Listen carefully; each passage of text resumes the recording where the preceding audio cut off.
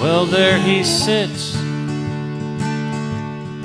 huddled by his fire, dreaming his dreams that he's dreamed before. Just watching those sparks drifting up to heaven, and watching his hopes drift away like smoke.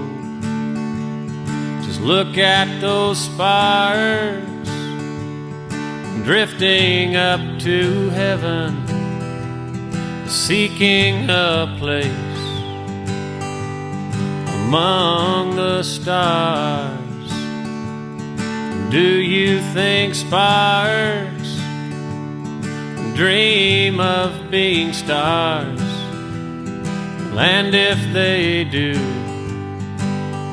they know they're fools? He drifted to town some years ago with the first fall snow.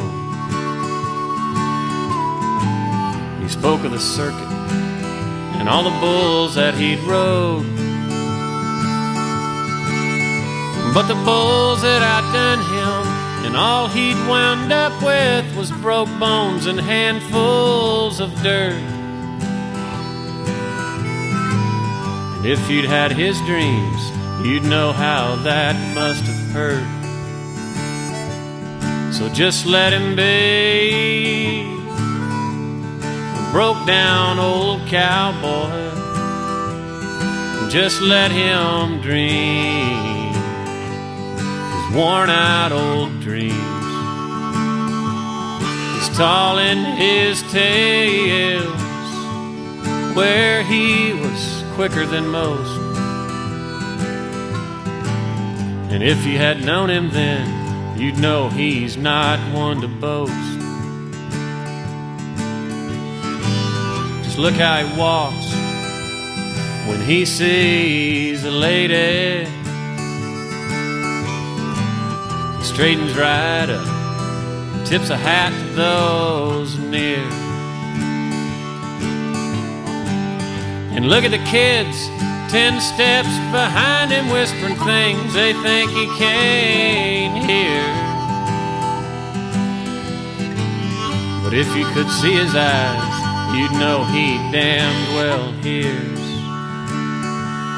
So just let him be broke down old cowboy.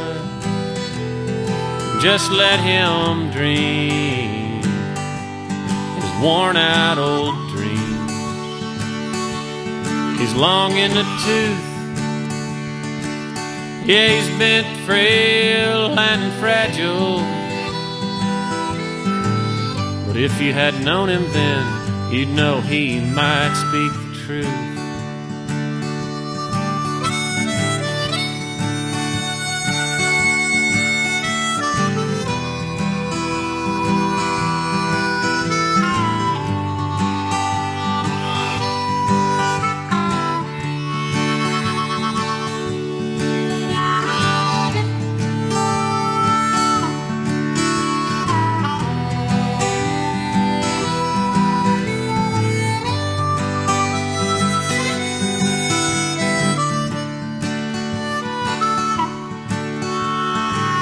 We've all got our dreams that we carry around. Some dreams go with us right into the ground. Sparks turn to ashes, and cowboys meet their matches, and the quickest, they don't always win. But dreaming's your first step. One step's where journeys begin. So just let us be broke down old cowboys.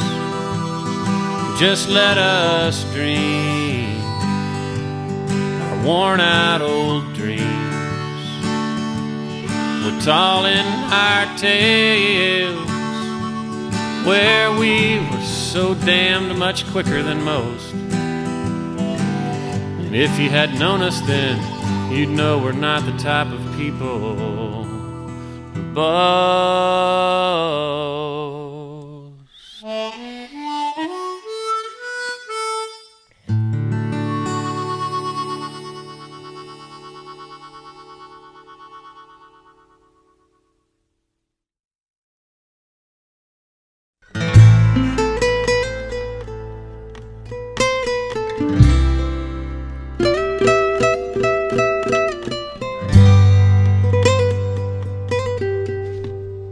The wind was hot and the sun was hard, and I was beaten, my mare was tired, and the fence line I was riding stretched forever.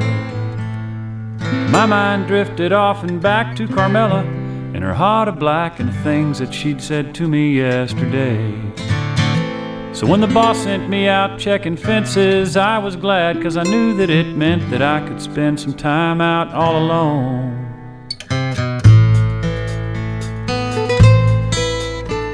I wiped the sweat that stung my eyes, looked up and I realized that I was coming up on the south windmill. The concrete tank stood there beside the water trough that it supplied. When the trough was full, the mill could keep on pumping and pumping and pumping and pumping. So we drank deep from the shallow trough, and wetting my hair gave me the thought that a swim in that big tank might cool me down.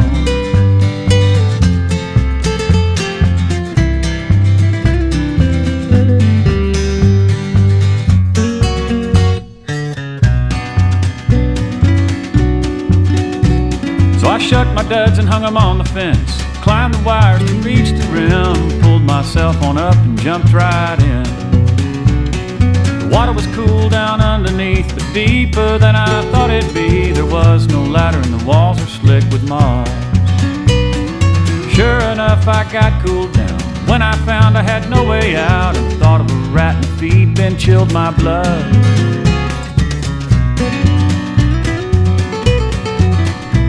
Well, at first I laughed at the fix I was in, then my troubles all sank in. Without some help, I was there to stay.